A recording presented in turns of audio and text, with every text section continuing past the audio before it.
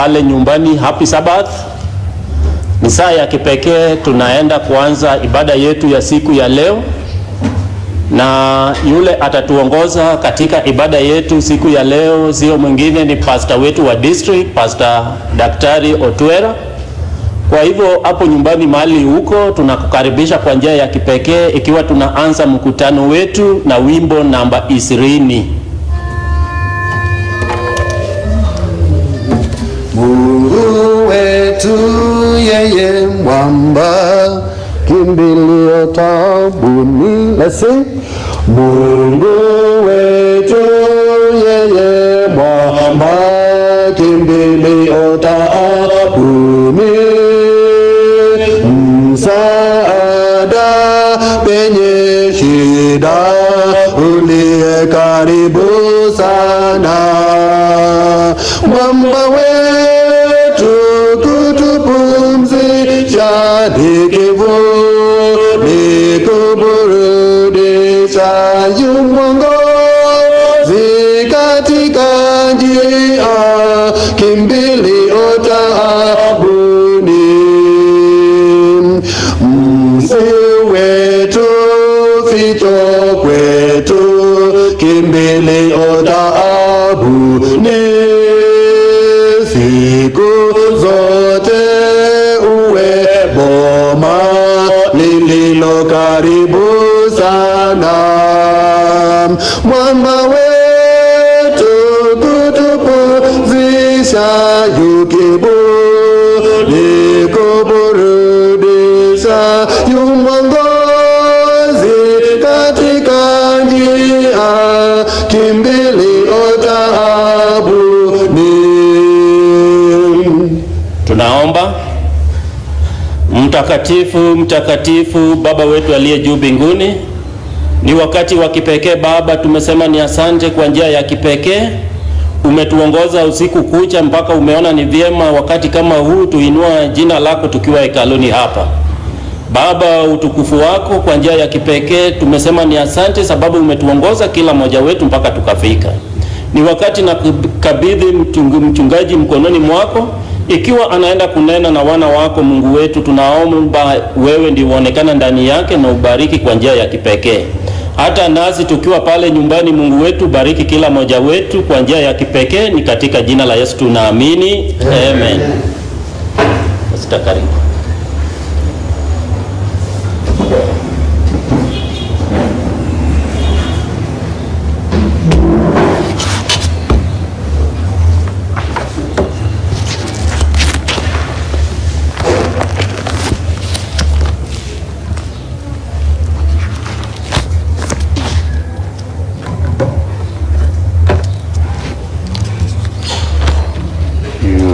Taking me moja kwa moja.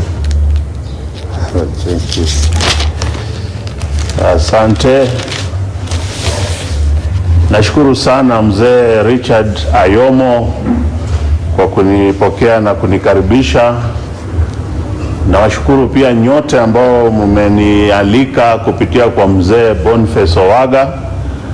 Asante pia kwa muda ambao sasa tunao huu mfupi wa kusikia kupitia kwa neno la Mungu. Najua tumemisiana sana kwa sababu ya hali hii ya corona ambayo imetulimit, lakini Bwana ni mwema siku zote.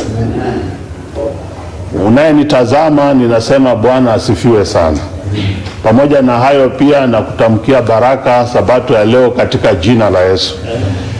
Najua ni muda mrefu tangu wengine tupate kuonana, lakini kwa neema ya Mungu Bwana ametushindania kwa makubwa na madogo. Nimekuwa nyumbani, nimerejea na tulimaliza vizuri mazishi hayo ya mama yangu, na Bwana asifiwe kwa maombi yenu pia. Mahubiri ya siku ya leo, ningependa tutazame moja kwa moja neno la Mungu, ambapo tutatumia mojawapo ya mambo yaliyonakiliwa katika kitabu cha Mwanzo ama Genesis. Sura yake ni ya 7 aya ni ya 16. Genesis ni kitabu kinaitwa Mwanzo chapter 7 verse number 16. Na tutatazama sehemu yake ile ya chini, lakini nitasoma yote. Neno la Mungu linasema, So those that entered, male and female, of all flesh, went in as God had commanded him, and the Lord shut him in. Neno kubwa ambalo tutatazama pale ni kwamba and the Lord shut him in. Bwana akamfungia ndani. Bwana akamfungia ndani. Ninajua wengine mnaponitazama umewahi kuwa mahali ambapo umewahi kuingia kwenye jengo ama umewahi kuingia kwenye ofisi ambayo hawezi kujifungulia mlango, ofisi ambayo imetengenezwa kwamba kuingia lazima mtu mwingine ndiye anafungua, na pia katika hali hiyo mtu huyo pia ndiye anafunga kutumia mashini fulani. What I'm trying to tell you that katika hadithi hii, katika lugha ile ya Kizungu, ni kwamba this was a divine interference, or we say that God divinely closed the door. Noah yeye kazi yake ilikuwa ni kujenga. Noah kazi yake ilikuwa ni kuita ama kuhubiri watu waingie na pia kuwaongoza wanyama kama vile alikuwa ameagizwa. Lakini mwenye kauli ya mwisho sasa, ile ilikuwa ni kauli ya kufunga milango baada ya wale waliokubali mwito kuingia. Mungu ndiye alikuwa na kauli hiyo ambayo Biblia inasema now the Lord shut him in. Nataka tena nikuchukue tu kidogo nikurudishe nyuma kuanzia sura ya 7 katika aya ya kwanza ama first stanza, the first verse inasema, then the Lord said to Noah, come into the ark. Come into the ark, you and all your household, because I have seen that you are righteous before me in this generation. Nataka utazame Mungu akimwambia hapa Noah ya kwamba come into the ark, ingia ndani ya safina. Neno hilo ni kwamba tangia mwanzo Mungu amekuwa akitafuta kumwokoa mwanadamu, lakini mwanadamu hawezi kuokolewa na Mungu kupitia kwa mpango wake. Mpango unaokoa mwanadamu ni mpango wa Mungu, kwa sababu the judgment ama hukumu yenyewe inatoka kwa Mungu. Kwa hivyo Mungu akimpokea ama akimkaribisha Noah akimwambia ingia kwenye safina, come into the ark, ni kama vile sasa ama leo tunaendelea kuambia watu njooni kwake Bwana, mlango uko wazi, the door is open. Lakini inakutegemea wewe, ama kauli ya mwisho ya kuamua kuingia ni yako. Mungu hawezi kukulazimisha. Noah aliingia kwenye safina.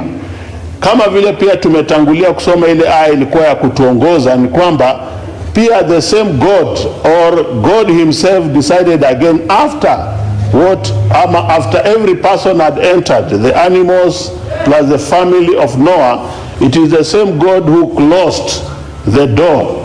The closing of the door again was done by God himself. What is the meaning of this? Nataka nikumbushe mtu wa Mungu ya kwamba katika maisha haya masuala ya wokovu yanabakia kuwa yake Mwenyezi Mungu. Lakini mahubiri yangu ya leo nataka nikuelekezee kitu kingine tofauti. Jambo ni kwamba leo ama sasa mada kuu katika maisha yetu, we are just talking about corona. We are talking about corona. But when you look at it critically, utaona kwamba swala hili la corona sio tu swala la kawaida.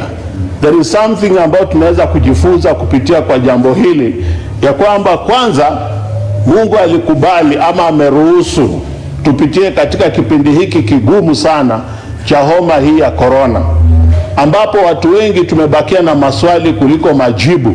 Many of us, we have too many questions than answers. We cannot understand what is the mystery about this coronavirus, because it is deep rooted. Even madaktari wenyewe, they have conflicting reports. Kila mtu ana maoni yake, ambapo anasema iko hivi, iko vile. Mpaka sasa imefika mahali inabakia sasa ni kauli ya watu fulani kuamua what they are going to do about this coronavirus. Lakini I want to let you know again, mchana wa leo, asubuhi ya leo, ya kwamba kuna mmoja ambaye ana majibu ya maswali yetu yote, naye ni Mungu peke yake. Wakati Mungu anaporuhusu jambo, analiruhusu kwa sababu anataka watu wake wapate kujifunza jambo. What I'm trying to tell you this morning, ama asubuhi ya leo, ni kwamba kama vile Mungu alimwambia Noa, ingia kwenye safina, ingia ndani, Mungu akampatia nafasi ya kuingia ndani. Tena akamwambia tena baadaye, akamwambia baada ya kuingia kuwa sasa ninafunga mlango. Nataka nikuambie kipindi hicho, what I'm trying to tell you ni kwamba Mungu alimuhifadhi Noa. In other words, what I'm trying to say, Noah was protected in the ark. Noah was sustained in the ark. Noah was safe in the ark. And it is something that we say katika theolojia, tunasema it was elective. Yani Noah alikuwa amechaguliwa. The purpose of God ni kwamba Mungu amewatenga watu wake katika dunia hii ya maafa. Hata ingawaji dunia hii ni hatari, kule nje kuna hatari nyingi, kule nje kuna mambo mengi ya kutupatia wasiwasi, lakini mkono wa Bwana, mtu mmoja alisema kwamba the hand of God sustains and protects his children. Bwana asifiwe. Ya kwamba mkono wa Bwana unahifadhi tena unalinda watoto wake. Noa, mvua ilikuwa inanyesha kule nje, Noa alinusurika ndani ya safina. Noa alipona mle ndani ya safina. Noa alikuwa salama ndani ya safina. Nataka nikuambie wewe unayenitazama ni kwamba wakati huu jambo ambalo limeendelea sana ni hofu ya homa hii. Kwa sababu homa hii ni ficho ama ni fiche kwa watu wengi. Huwezi kujua ni nani anayo na huwezi kujua ni mahali gani unaweza kuipata. Lakini Bwana asifiwe ya kwamba kama aliweza kumhifadhi Noa kipindi kile cha gharika, kipindi kile cha mvua ambao yeye mwenyewe ndiye alisababisha, hata sasa nataka nikutamkie kwa jina la Yesu, Bwana anaweza kukulinda kutokana na maradhi haya ya korona.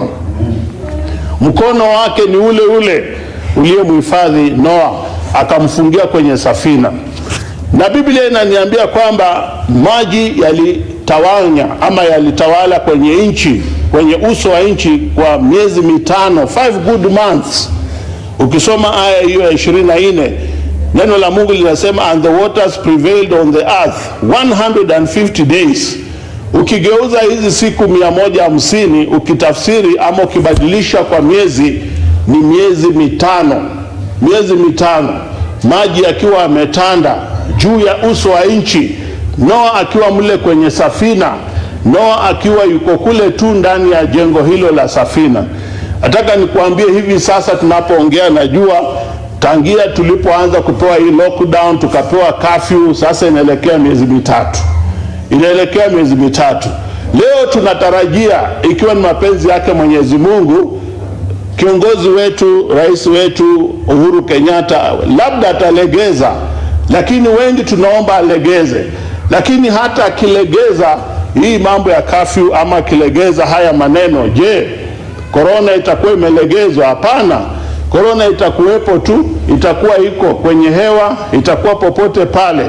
Lakini cha msingi ambacho nataka sasa nikueleze katika mahubiri haya leo ni kwamba nataka uamini ya kwamba kuna nguvu za Mungu. There is what we call the divine hand of God in your life. The divine hand of God can sustain you. Noah was able to be sustained for 5 good months mpaka maji yaliporejea chini na maisha yakarudi kuwa ya kawaida. Tukinapoendelea katika, ninaunganisha tena katika hiyo sura ya 8 ya kitabu hicho cha Mwanzo, aya 2 pia ya 15 na 16. Neno la Mungu linasema, then God spoke to Noah saying, number 16, go out of the ark, you and your wife and your sons and your sons' wives with you. Go out of the ark. Baada ya sasa nchi ilikuwa sasa ni salama, mvua imeshuka ama imesimama baada ya hizo siku 40, maji yameendelea kutandaa kwa miezi mitano. Baadaye Bwana mwenyewe akarejesha hali kuwa ni kawaida kabisa. Kiingereza kinasema the water receded from the earth. Maana yake kwamba maji yalitoka yakapungua kwenye dunia, kukawa na nchi kavu tena. Bwana asifiwe. What I'm trying to tell you, corona is not permanent. Bwana asifiwe. Corona itakuwepo, ni kipindi tu fulani cha majaribu, lakini Bwana mwenyewe aliyekubali ama aliyeruhusu korona kuwepo, yeye pia ataikamilisha ama ataikomesha kwa jina lake. Na atakapoikomesha kabisa, watu wake watakuwa huru sasa, kama vile alivyomwambia Noa ya kwamba go out of the ark. Hata wewe unayenitazama atakuambia ya kwamba sasa uko huru, chapa kazi katika jina la Yesu. Na wakati kama huu tunapoendelea kupitia hali hii, ninaomba tu ya kwamba hali hii isikuvunje moyo, isikukatishe tamaa, wala isikufanye ya kwamba ufikirie Mungu hayuko, kwa maana Mungu amekuwa mwaminifu tangia mwanzo. Nataka nikuunganishie pamoja na visa vingine ambavyo tunaweza kujifunza kitabu kile cha Kutoka. Wakati Mungu aliamua kuwatoa wana wa Israeli kutoka nchi ya Misri, tunapata kwamba Mungu mwenyewe alihakikisha usalama wao, alihakikisha kwamba they were safe, hata ingawaji walikuwa ni tunasema they were slaves ama watumwa. Ukisoma hii sura yake ya 14 baada ya kukombolewa kutoka Misri, kitabu cha Kutoka ama Exodus chapter 14 aya 2 pale 19 verse number 19 and 20, neno la Mungu linasema hivi, nikisoma katika lugha hii ya Kiingereza: and the angel of God who went before the camp of Israel moved and went behind them, and the pillar of the cloud went before them and stood behind them. Ukisoma stanza 20 nasema, so it came between the camp of the Egyptians and the camp of Israel. Thus it was a cloud and darkness to the one, and gave light to the night to the other, so that the one did come near the other at the night. Neno hilo nataka tu nikutafsiria ama niweze kuelezea kwa Kiswahili kwa lugha fupi ya kwamba Mungu alijua wale wana wa Israeli hawakuwa na silaha yote. Farao na jeshi lake walikuwa wamejihami, walikuwa na nguvu, walikuwa na farasi. Hawa walikuwa wakitembea tu kwa miguu. Lakini katika safari ile Bwana na Biblia inatuambia kwamba malaika wa Mungu alikuwa pamoja na watu wake. Malaika huyu hakuwa tu pale kutazama, bali alikuwa pale kuwalinda. Na Biblia inasema pamoja na huo malaika kulikuwepo pia na wingu. Wingu hili lilikuwa linagawanya jeshi la Wamisri, likiwagawa kando ama kuepusha wasikaribie wana wa Israeli. Jambo tunajifunza pale ama lesson kubwa tunayojifunza pale ni kwamba Mungu mwenyewe aliwahifadhi watu wake. Kama vile nilivyotangulia kusema, the hand of God sustains and protects his children. Ilikuwa hivyo hivyo, kama vile Mungu alivyohifadhi Noa, pia aliwahifadhi wana wa Israeli kutokana na maadui zao. Korona ni adui, lakini katika jina la Yesu tuko salama. Korona ni tisho kubwa kwa maisha yetu. Kama vile Farao alikuwa na jeshi lake kubwa akiwaandama wana wa Israeli, Bwana alihakikisha kwamba watu wake wako salama. Na leo mchana huu na asubuhi ya leo, usinitazame tu labda katika hali ya kusikitika. Nataka nikutumainishe na kukuambia kwamba Mungu ni yule yule jana na leo na hata milele, aliyewahifadhi watu wake kipindi hicho. Na Biblia inaniambia kwamba ule moto ulisababisha mgawanyiko mkubwa sana, ya kwamba Farao na jeshi lake hawangeweza kuwafikia wana wa Israeli. Nataka nikuambie kwamba wewe, kuna maadui wengine unaweza kuwaona, lakini kuna wale huwezi kuwaona hata ukipenda. Na adui usiyemuona ndiye mbaya sana. Afadhali adui unayemuona ama unayemjua, unaweza kumwepuka ama kujificha. Lakini adui usiyemuona unabahatisha tu. Na ndio nataka nikuambie, vita hivi ni vya kiroho. This is a spiritual warfare. Na unahitaji Mungu ambaye anaona kile wewe hauwezi. Mungu anayeweza kukuepusha na yale ambayo wewe mwenyewe huwezi kujiepusha nayo. Na huyo ndiye Mungu ninakuhubiria mchana leo kwa jina hili la Yesu Kristo. Stanza 24 verse number 24, Exodus 14. Neno la Mungu linaendelea kusema, now it came to pass in the morning watch that the Lord looked down upon the army of the Egyptians through the pillar of fire and the cloud, and he troubled the army of the Egyptians. Bwana akawaingaisha akawaangaisha wa Misri kabisa na ule moto pamoja na lile wingu. Nataka nikuambie kwamba mikononi mwa Mungu ama mikononi mwa Yesu uko salama. Mikononi mwa Bwana you are safe. Nimekuja kukutabiria haya kwa sababu labda muda huu wote umekuwa ukiwasikiliza wahubiri wengine kupitia kwa mitandao hii ya kanisa la Jamhuri. Lakini leo kwa neema yake Mungu kupitia kwa mzee ama wazee, nimepata kusimama mbele yako kama mchungaji wako wa kanisa lako la Jamhuri Seventh Day, na wale wanaonisikiza ambao si washiriki wa Seventh Day ya Jamhuri.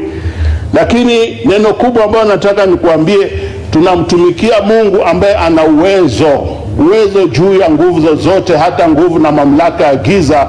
Bwana ana uwezo juu yake. Tunapaswa kumtukuza Bwana kwa maana hata sasa Mungu anatuhifadhi. Even right now as I'm speaking, God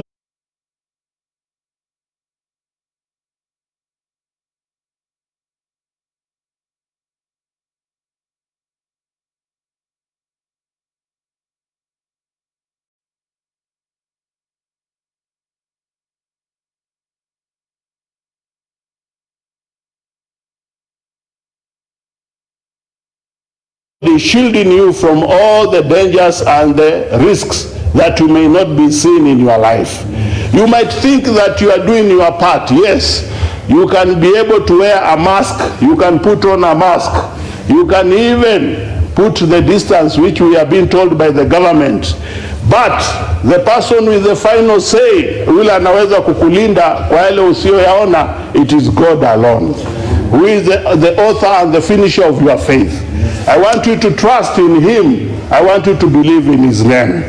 Katika Zaburi hiyo 34 verse number 7, Biblia inatuambia kupitia kwa kinywa cha Daudi ya kwamba the angels ama the angel of God encompasses around those who fear him. Bwana asifiwe. Ya kuwa malaika wa Bwana walinda ama wakinga wale ambao wanaomcha Mungu. I want to tell you what you are supposed to do is only fear God. Yours is only to worship God, to commit your life to God. Kila asubuhi uamkapo, kila usiku unapoenda kulala, commit your life to God, because God is a deliverer. God is our savior. God is our protector. And above all, the angel of God encompasses around those who fear the Lord. Amina. I believe you are happy and God is good all the time. Let me again, I want to encourage you more by reading now this one directly from the book of Psalm 145, kitabu cha Zaburi 40:145, ambapo kinatupa moyo zaidi. Zaburi 145, tutasoma stanza ile ya 20, where again mwenye kuandika Zaburi hii alisema maneno ya kutupa moyo sana, ambao nataka tuyatumie kipindi kama hiki tunapopitia majaribu haya ya janga hili la corona. Stanza ya 20 nasema hivi, 145 verse number 20, the Lord preserves all who love him, but all the wicked he will destroy. Bwana asifiwe. Ya kwamba Mungu atawahifadhi wote wanaompenda. God will preserve them. I want to tell you that it is not about yourself, whether you are good or you are bad. It is about your faith in God. Wewe bora uwe na imani kwa Mungu, si kwamba tumekuwa mtu mzuri. Najua hata wengine ninyi si watu wazuri, bado labda wengine hata mmechoka na safari hii. Lakini cha msingi ni kwamba Mungu anakujua, anajua hofu yako, anajua dhaifu wako. Na ikiwa unampenda Mungu kwenye moyo wako na unyonge wako, Biblia inasema Bwana mwenyewe ama Mungu mwenyewe atakuhifadhi kabisa. The Lord will preserve you, and the preservation of God, it is total. It is not halfway. The Bible tells me that the Lord preserves all who loves him. Bwana asifiwe. Bwana anawahifadhi wote wanaompenda. I want again to repeat by telling you ya kwamba hata katika homa hii ya corona, mimi nakutamkia baraka za Mungu za ulinzi kwa jina la Yesu. Ya kwamba Bwana mwenyewe akuepushe na homa hii ya corona. Bwana mwenyewe akupatie imani kuu ya kwamba yeye yuko pamoja nawe kwa yale wewe usiyoyaweza ama kuyaona kwa macho haya ya kibinadamu. Mungu kwa imani anayaona na anakuepusha nayo. Ninapokaribia kumaliza na kupatia tu kisa cha ile parable ya the 10 virgins ambayo hatutaisoma lakini unaipata katika kitabu cha Mathayo 25. Yesu akapeana mfano ule ya kwamba kulikuwa na wanawali 10. Katika wanawali 10 Mungu anasema kuna wale aliwahifadhi kipindi kile katika hali zote, wakaingia wakawa salama. Kila ambacho najaribu kuonyesha kwamba Mungu kila wakati ana kikundi anachokihifadhi, na kikundi kile Mungu anakihifadhi, narudia tena, ni kikundi ambacho kina imani kwa jina lake, kikundi ambacho kina imani kwamba Mungu ndiye mlinzi na kimbilio lao. Bwana ni mwema na atakulinda kutokana na hayo. Kuna aya 2 tunapomalizia, ambapo moja ya hiyo ya pili kutoka mwisho ni kitabu cha Yohana Injili 17. Maombi yake Mwenyezi Mungu kupitia kwa kinywa cha Yesu Kristo kabla hajasulubiwa. Sura hii ya 17 kuna maombi ya muhimu sana. Kwenye maombi haya Yesu mwenyewe akasema, aya 15, verse number 15, chapter 17 of the Gospel according to St. John. I do not pray that you should take them out of the world, but that you should keep them from the evil one. Bwana asifiwe sana. Ya kwamba siombi eti uwatoe duniani, lakini uwalinde ama uwaokoe kutokana na yule muovu. Bwana asifiwe. Nataka ahadi hii mchana wa leo, nataka katika jina la Yesu you claim this promise in Jesus name. Ya kwamba Yesu, kama vile ulivyoomba ya kuwa Mungu tusitoke duniani kwa sababu tungali tuna kazi ya kukufanyia, tafadhali tunaomba pia utulinde kutokana na yule muovu. Na yule muovu ndio msababishaji wa homa ya corona. Yule muovu ndio msababishaji wa shida zingine tunazozipitia, na pia ndiye mjaribu wetu. Yeye ndiye anatuletea majaribu. Lakini tushikilie kipengee hiki cha maombi ya Yesu Kristo, ambacho nataka tena nirudie. Yesu akaomba akasema, I do not pray that you should take them out of the world, but you should keep them from the evil one. Ndio sababu hata alipokuwa anafundisha wanafunzi kuomba akasema, mnaposali salini Baba yetu aliye juu mbinguni, jina lako lifanye nini? Lakini akasema katika kipengee fulani ya kwamba utuepushe na nini? Revelation katika yale makanisa 7, na nataka nitumie ujumbe wa kanisa lile lilikuwa linaitwa Philadelphia ama Philadelphia. Sura yake ni ya 3 stanza ni ya 7. Yesu akasema ya kwamba, unto the angel of the church in Philadelphia write, this thing says he who is holy, he who is true, he who has, hapo ndo nataka ushikilie, he who has the key of David, ana ufunguo wa Daudi, he who opens and no one shuts, and shuts and no one opens. Hallelujah. Nataka umuone Yesu wako vile aliambia kanisa la Philadelphia ya kwamba ana funguo ule wa Daudi, the key of David.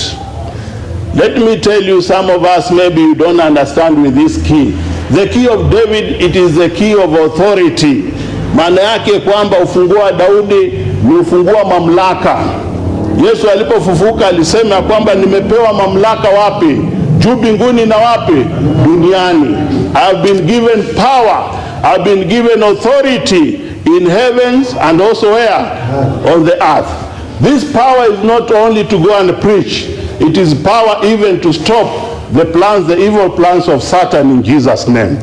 Na akaendelea kusema he has the key, and when he opens no one can shut, and when he shuts no one can do what? Open. I want again to encourage you, hata hiki kipindi cha corona, Bwana anaweza kuzuia corona isikupate kwa jina la Yesu. Kitaka ikushike, anaikinga kwa jina la Yesu. Mimi nataka nikupe tumaini hili kama mchungaji wako, nikuombee baraka zake Mwenyezi Mungu. Na sasa nataka tuingie kwenye maombi ya pekee ili Bwana akukinge na damu yake mwenyewe. Mtu mmoja alisema, please Lord, shut me in by thy grace. Najua hilo ndilo maombi yako ya kwamba tafadhali Mungu uniepushe, unilinde, unihifadhi kwa neema yako kutokana na mabaya. Na sitakuombea tu hatari hii ya korona peke yake, na kuombea Bwana akulinde pia na mengine ambao hauyaoni. Akulinde kutokana na watu wabaya, akulinde kutokana na ajali, akulinde kutokana na kisirani ya watu wabaya. Ninajua kila siku ni mapambano, lakini katika Kristo sisi ni washindi. Bwana asifiwe. Na sasa nataka tuingie kwenye maombi, nikikushukuru kwamba umetenga muda wako kunisikiza. Bwana akupe neema na kubariki kwa jina la Yesu. Hebu na tuombe. Mtakatifu Mungu wa neema, ninakushukuru sana kwa kunipa muda huu ili niweze kuyalete mambo haya mazito katika jina lako kupitia kwa neno lako takatifu. Wewe umeonyesha kwenye vitabu vyako vitakatifu jinsi ulivyowasimamia na kuwaepusha na kuwalinda watu wako. Tunashukuru kwamba maisha ya Nuhu, maisha ya kina Musa na wengine mashujaa wa imani, Bwana uliyahifadhi chini ya nguvu na mbawa zako. Uliwashindania na kuwapigania. Na sasa hivi leo Bwana, kipindi chetu pia ni kigumu, tunakuhitaji tena kwa njia pekee. Tunakuhitaji utushindanie kwa maisha haya, hasa kipindi hiki ambapo Bwana tangia miezi mitatu kupita tumetawaliwa na homa hii ya korona. Lakini Bwana, kwa neema yako ninaomba ujidhihirishe kwa jina la Yesu. Uondoe hofu katika maisha ya watoto wako, wapatie ulinzi, waepushe pia na hatari zingine zozote zile, sio korona tu. Ninawatamkia baraka za ushindi kwa jina lako. Wale wana mahitaji ya pekee, iwe ni homa ama ni hali yoyote ile ya maradhi, pia naomba Bwana mkono wa uponyaji uwe juu yao. Ninawatamkia pia breakthrough kwa maisha yao katika jina la Yesu tumeomba. Amen. Bwana wa neema awe pamoja nanyi.